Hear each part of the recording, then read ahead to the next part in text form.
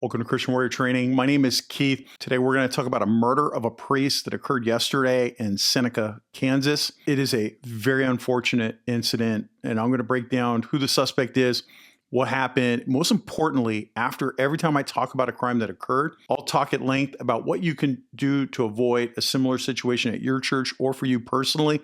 Whether you're a believer or not, that's okay. Everybody's welcome here. I think everybody's going to get something out of the information I put out. You can see I'm wearing a new shirt. I've got the security logo that I thought you guys would enjoy and very kind of low key.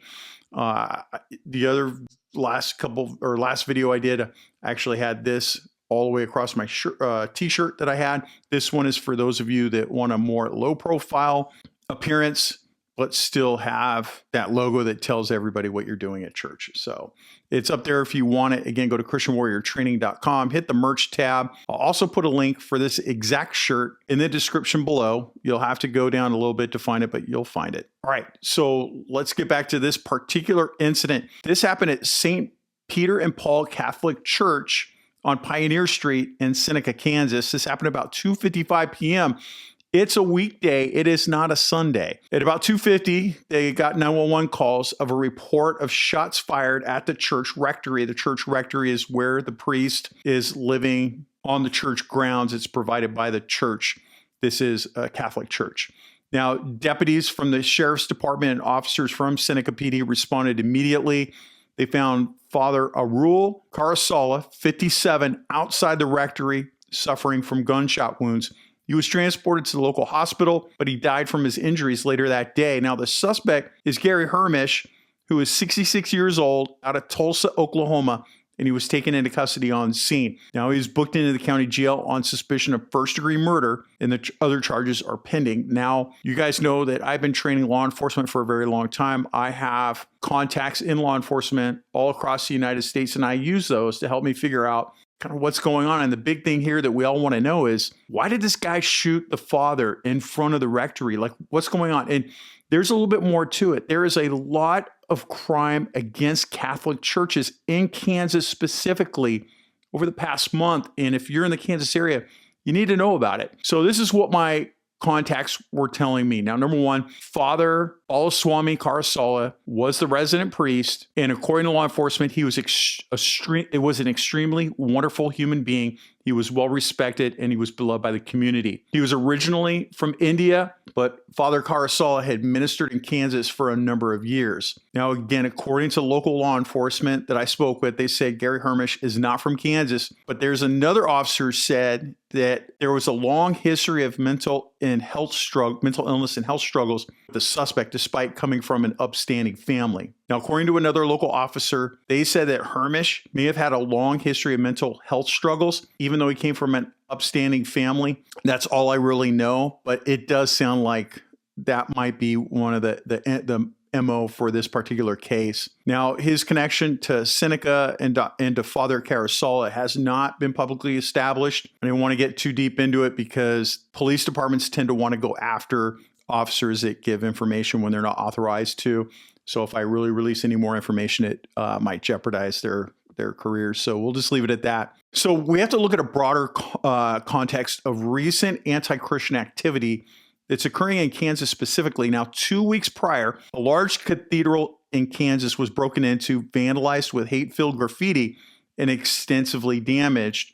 And it forced the cancellation of the services. I did report that on my Saturday morning crime bulletin.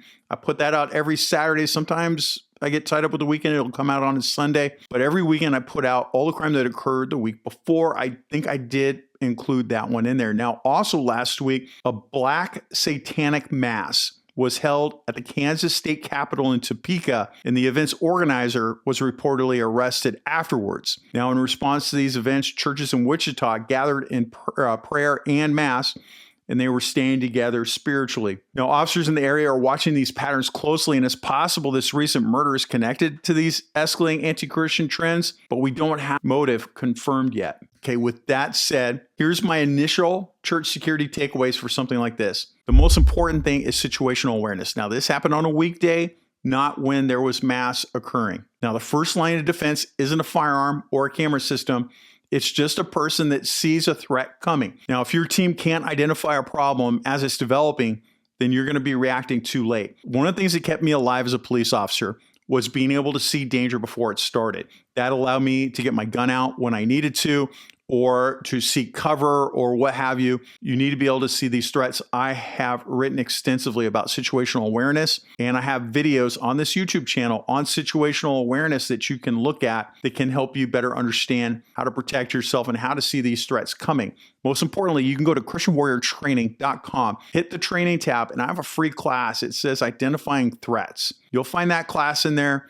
If you go there, you can take it for free, and it talks about identifying threats like this before they happen. So here, the suspect approaches the father as he comes out of his rectory. If he had good situational awareness, he would, I feel so bad, breaking these incidents down, but we have to learn from it. And the father could see that there's something wrong by the guy's facial expressions, the way he's walking, and he can still be welcoming. The best term I heard the other day was tactical courtesy. It is being courteous, but still having a tactical mindset. So here, if there's like a tree nearby, you can step behind the tree and say, "Hey, sir, how are you today?" But you still have cover, but you give them that tactical courtesy. You're still welcoming, but if it goes down, you've got a plan. You want to train your team to observe behavior, not just people. So you see the suspect, but what's he doing that's standing out from everybody else? You want to learn to recognize signs that someone may be armed, like bulges in the waistline. The biggest way I can tell that people are carrying is when I go to church and we're all sitting down, and then the worship team comes out, and we're all going to stand and sing. As everybody stands up, I see a full quarter of my congregation do the hip thrust as they pull their gun up because the gun's pulling their pants down. That is one of the most common signs that somebody's got a gun, or they constantly touch it.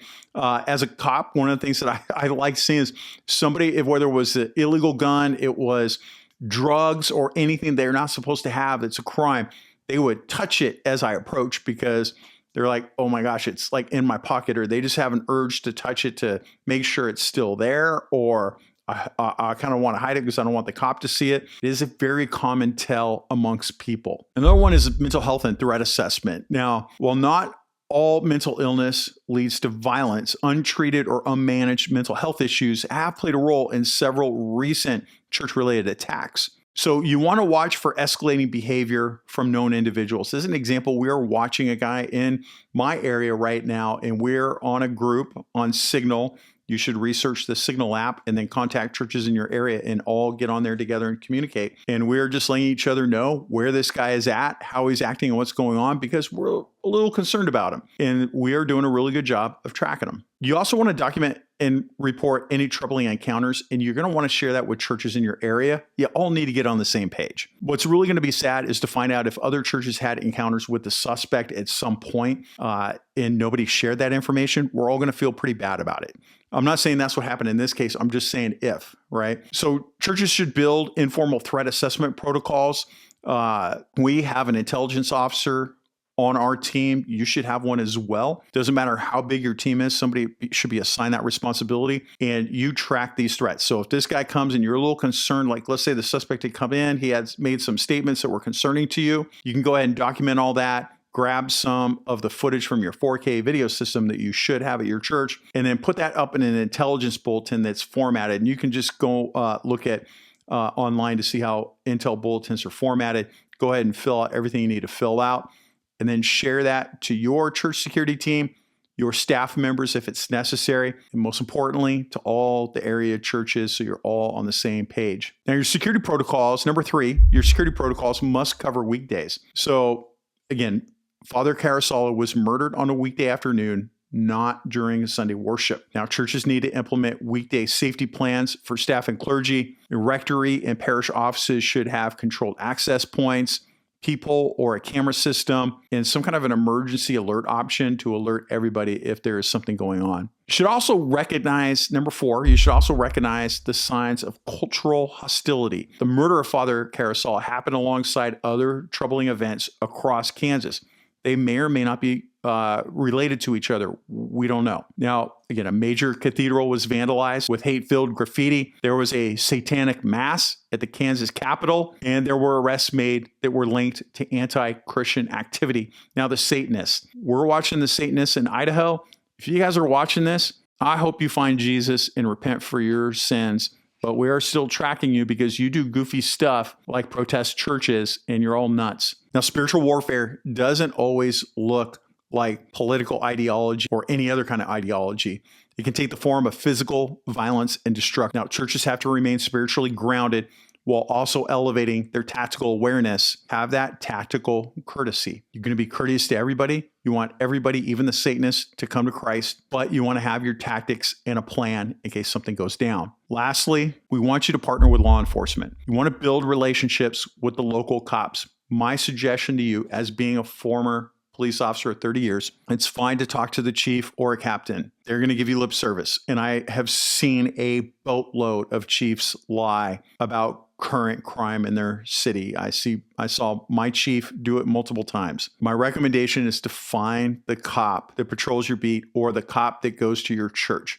Build a relationship with them. More likely, they are going to go give you the truth and start talking to you. As an example, we were in an intelligence meeting for my area where we all got together and we were talking about current trends. And the local Catholic church was talking about a man they were having problems with. And a man in the group, I can see him open up his laptop and start typing furiously. And I thought to myself, that man's a cop. And sure enough, he comes back, he goes, hey, that guy's got a warrant and he's got a prior for murder. Seriously, like that. And I was so thankful to the Lord that man was in there, that he can give us instantaneous feedback like that.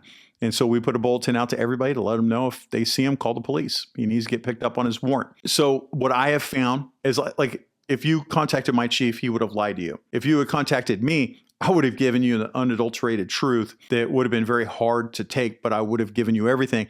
And if we became friends where, I can come over and use your church to like type a report and get away from the public and take a breather, I would give you whatever. Not that it's a quid pro quo. It's just that's my friendly place. And I know I can go there and kind of take, because sometimes you need a break from the public. I mean, come on, we all look at the videos and you can see that you need a break. But to be able to go to the church and sit down in a room somewhere and just type reports and catch up and then have those friendly conversations about what is actually happening in the community and what you should worry about, that's the relationship you want to get. All right. Do me a favor, head over to christianwarriortraining.com. I put out bulletins. I've put out like 3 or 4 bulletins just this week, and not all, I do not do videos on all of them. Just rarely am I doing videos comparatively. So if you don't want to miss a thing, go to christianwarriortraining.com. Do me a favor. If you find value in the information I'm sharing, I would very much appreciate that you do a paid subscription. It's not necessary though. However, if you are paycheck to paycheck, you don't have savings, I want you to give to your church. I want you to take care of your family. If you're one of those that are fortunate enough to have extra money and you want to support what I'm doing, I would appreciate if you do a paid subscription. It helps me bring this information out. It helps me buy microphones, cameras, computers to get things going. Just generally keeps Christian Warrior Training running, and I appreciate it. But if you can't afford it, no worries. God provides a way for this to continue to go. So I'm not that worried about it. All right. I want you to pray for the family at Saints Peter and Paul Catholic Church. That whole church community is suffering right now. Please pray for them. I want you to pray for the safety of our safety teams. I want you to pray for Christians in Kansas because obviously something is going on there, whether it's organized or not. And then lastly, I want you to remember your ABCs. Always be caring.